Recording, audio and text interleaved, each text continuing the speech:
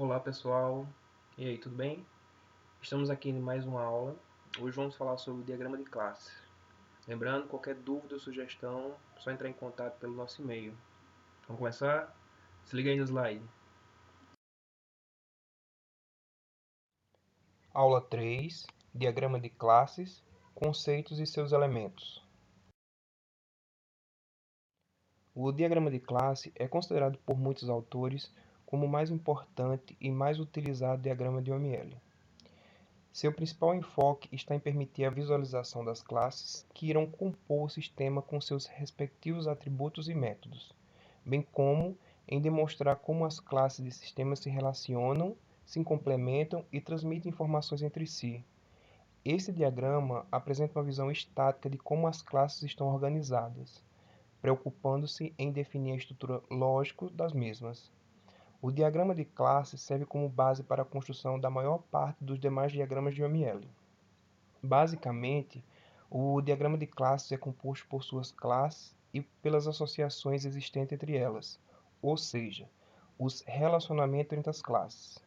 Segundo Guedes, em seu livro UML, uma abordagem prática, o objetivo do diagrama de classes é mostrar os relacionamentos existentes entre as classes que são abstraídas no projeto e como esses relacionamentos colaboram para a execução de um processo específico. Entre os elementos de um diagrama de classe, nós temos as classes e os relacionamentos. Entre elas, a associação, a agregação, a composição, a generalização e a dependência. Vamos começar a descrever o elemento classe. Graficamente, as classes são representadas por retângulos, incluindo nome, atributos e métodos. Devem receber nomes de acordo com o vocabulário do domínio do problema, e é comum adotar um padrão para nomeá-las.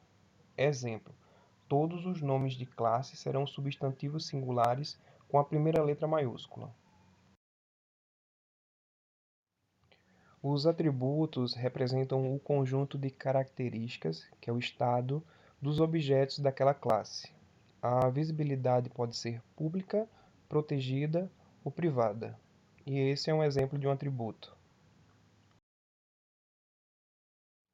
Já os métodos representam um conjunto de operações, um comportamento que a classe fornece. A sua visibilidade também pode ser pública, protegida ou privada. Esse é um exemplo de método.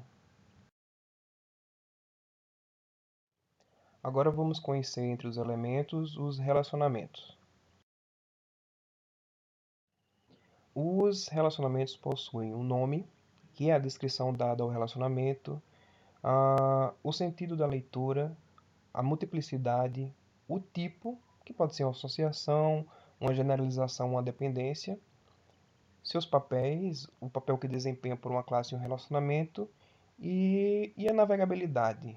A navegabilidade que é indicada por uma seta no final do seu relacionamento. No exemplo, o cliente sabe quais são seus endereços, mas o endereço não sabe quais clientes pertence. Relacionamento-associação. Uma associação é um relacionamento estrutural que indica que os objetos de uma classe estão vinculados a objetos de outra classe. Uma associação ela é representada por uma linha sólida conectando duas classes, como esse exemplo entre pessoa e empresa. O relacionamento agregação é um tipo essencial de associação, utilizada para indicar todo parte. Um objeto parte pode fazer parte de vários outros objetos. Nesse exemplo, o pedido pode ter vários itens. Então, o item é uma parte desse todo que seria o pedido. No relacionamento por composição, é uma variante semântica mais forte da agregação. Os objetos parte só podem pertencer a um único objeto todo, e ele tem seu tempo de vida coincidente com o dele. Quando o todo morre, todas as suas partes também morrem. Nesse exemplo, entre o notebook e o teclado, se não temos o notebook, provavelmente também não teremos o teclado. Relacionamento generalização. é um relacionamento entre itens gerais, superclasses, e itens mais específicos, as subclasses. Nesse exemplo, a superclasse seria o veículo e as subclasses seriam terrestres e aéreos. Então, aéreo é um tipo de veículo, terrestre é um tipo de veículo. Relacionamento dependência. Representa que a alteração de um objeto independente, pode afetar outro objeto, o objeto dependente. De acordo com o exemplo, podemos identificar que a classe cliente depende de outro serviço da classe fornecedor. A mudança de estado do fornecedor afeta o objeto cliente.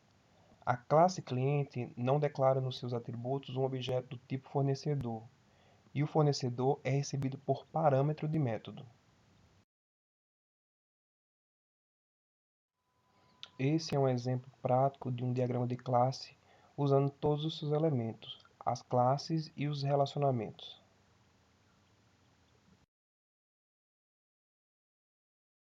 E aí, pessoal, curtiram a aula? Lembrando, qualquer dúvida ou sugestão, entrar em contato pelo e-mail clarkmonitoria@hotmail.com. Aguardo vocês, até a próxima.